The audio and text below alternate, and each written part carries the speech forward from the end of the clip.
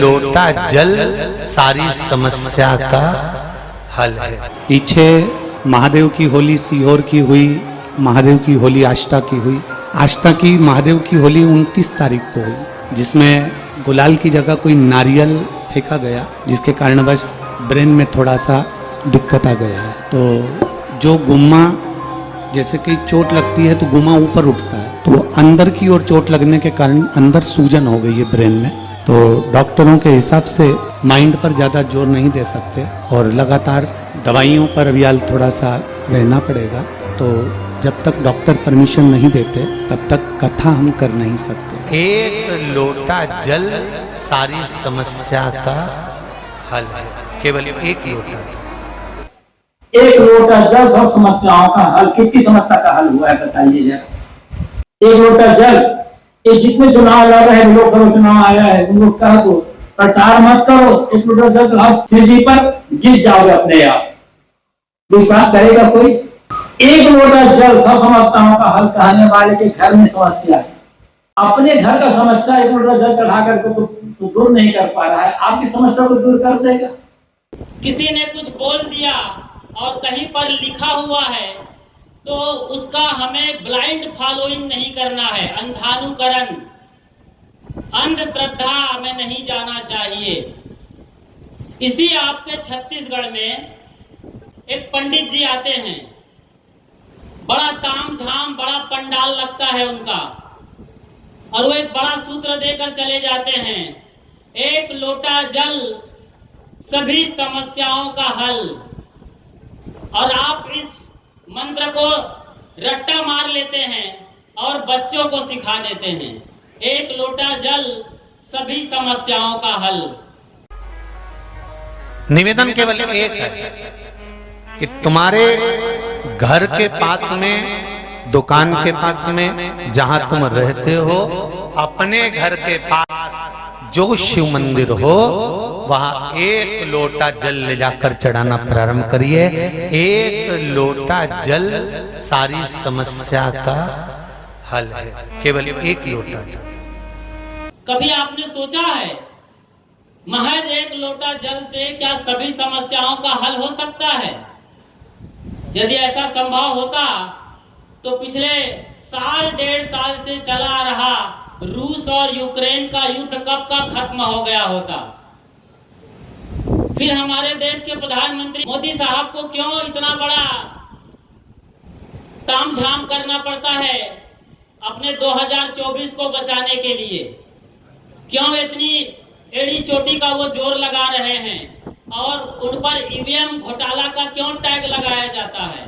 यदि एक लोटा जल डालने से ही, जबकि वो बनारस के सांसद हैं और वहां पर विश्वनाथ जी महाराज स्वयं विराजते हैं, विश्वनाथ जी महाराज यानी भोले शंकर की नगरी में वो खुद वास करते हैं, सांसद है वहां के, जहां सदगुरु कबीर साहब वास किया करते थे। एक लोटा जल से ही सारा समाधान होना है, सारी समस्याओं का खात्मा होना है।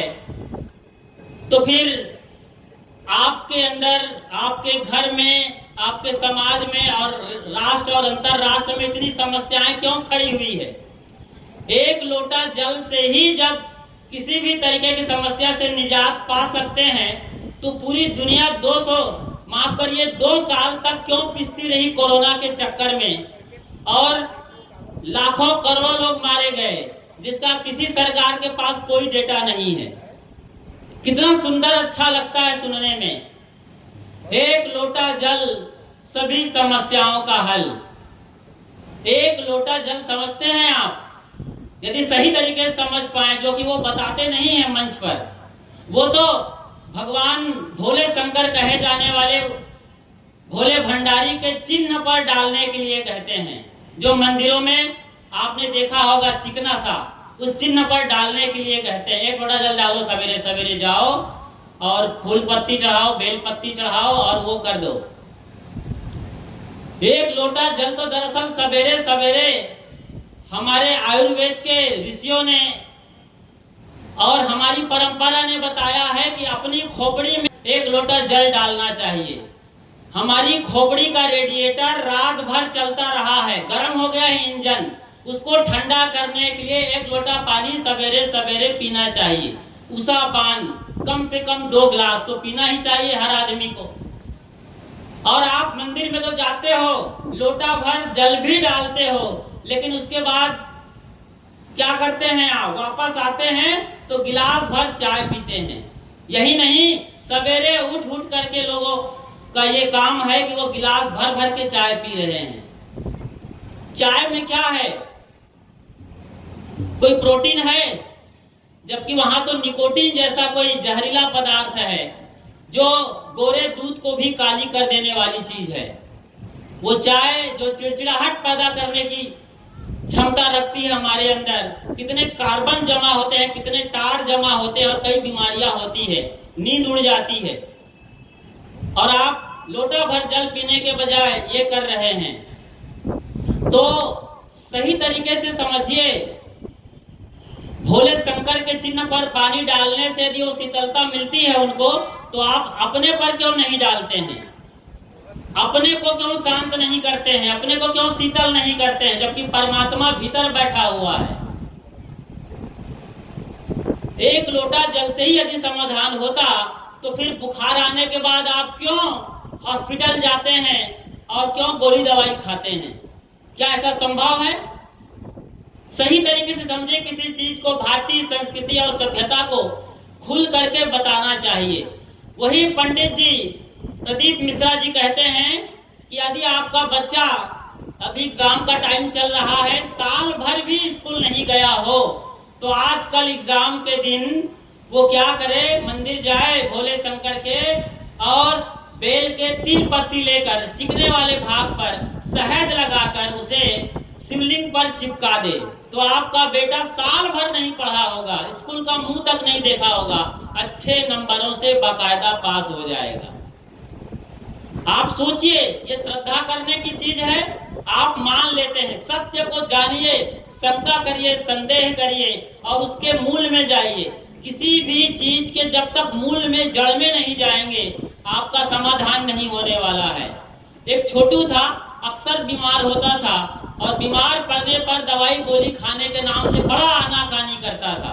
उसके घर वाले दवा खिलाने के लिए बड़े परेशान होते थे, तो उसको पटका जाता था, जमीन पर सुलाया जाता था। 2-4 लोग उसको कसकर पकड़ते थे। उसकी मम्मी उसके मुंह में बेलन देती थी और जरा सा गैप बनता था तो पाउडर फार्म में गोली दवाई कैप्सूल को डालकर उसके मुंह में पानी पिलाया जाता था, तब वो दवा खाता था। तो पिता बड़ा परेशान था, आज फिर बुखार आया है। वो दवा लेने गया था, लौट रहा था, रास्ते में सोच रहा था बेटा दवा खाता नहीं है। बड़ी जहमत और बड़ी सर्कसबाजी करनी पड़ती है दवा खिलाने के लिए, करे तो करे क्या। उसको एक आते आते एक आइडिया सूझा, होटल देखा और चला गया। होटल से रस का ले आया गोला, जिसको आप रसगुल्ला कहते हैं। तो गुलाब जामुन रसगुल्ला लेके आया और जैसे ही घर में आया, बेटा को कहा, बेटा ये रसगुल्ला ले ले और जा पिछवाड़े में जा, जल्दी से खा के आ, वरना तुम्हारी छोटी बहन देखेगी तो वो भी मांगने वाली है। और उसने उस रसगुल्ला के अंदर मेडिकल स्टोर से कैप्सूल खरीद करके डाल दिया था, कैप्सूल या गोली, टैबलेट। लड़का खाता और ठीक हो जाता। वो लड़का गया पिछवाड़े घर के और पूरा रसगुल्ला खा करके आया। रसगुल्ला खाया तो रस इधर से बहने लगा, तो वो पहुंच रहा था पिछवाड़े में पलट के, बराबर रगड़ते पहुंचते आ रहा था, चबाते खाते आ रहा था। पिताजी ने पूछा, बेटा खा लिया ना? हाँ खा लिया। पूरा खाया? बिल्कुल पूरा खा लिया। और उसमें वो थी ना पापा? बेटा क्या थी उसमें? वो थी गुठली। तो गुठली को निकाल कर फेंक दिया। यही होता है आज सत्संग में और बड़ी सभाओं में जो धर्म कथाएं चलती है। आपको जो असली कैप्सूल और असली गुठली दी जाती है, पारख ज्ञान का, बोध का, सत्य का, उसे आप निकाल कर फेंक देते हैं। और 1 लोटा जल, सभी समस्याओं का हल, ये सस्ता नुस्खा में आप चले जाते हैं। और वो पंडित जी आपके छत्तीसगढ़ से करोड़ों रुपए बोरे में भर के चला जाता है। मेरा कोई प्रदीप मिश्रा जी से व्यक्तिगत दुश्मनी नहीं है, जबकि व्यक्तिगत रूप से मिश्रा जी के जो पीए है वो मेरा अच्छा खासा मित्र है, बातें होती हैं उनसे। लेकिन आप समझिए, चूंकि आप सस्ता नुस्खा में जाना चाहते हैं, सस्ता से सस्ता जो सड़क छाप चीजें हैं, रोड किनारे लोग दुकान लगाए बैठे हैं, सस्ते में बेच रहे हैं, रुपये के भर भर के किलो किलो, उसमें आप जल्दी राजी हो जाते हैं। ये नहीं देखते हैं कि चीजें कितनी टिकाऊ है, कितनी अच्छी हैं और कितनी मजबूत हैं, कितनी लॉन्ग लाइफ वाले हैं, या हमारी कितनी उपयोगी हैं। इतना आसान है। आप गलत करते हैं, आप गलत सोचते हैं तो आपका माइंड अपसेट हो जाता है, ब्रेन हैमरेज होने के कगार पे आता है।